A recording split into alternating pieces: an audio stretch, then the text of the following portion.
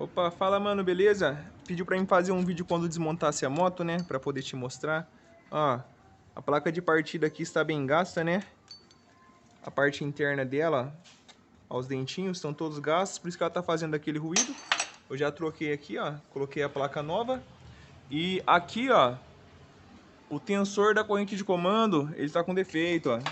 Aqui, ó, ele não pode voltar a correntinha. Quando aperta ele, ó, tá vendo essa folga aqui? Ela não pode ter essa folga, então ele está retornando aqui. Então, aquela bateção que tem na moto é do tensor. Já vou aproveitar, vou trocar o tensor também. Ó,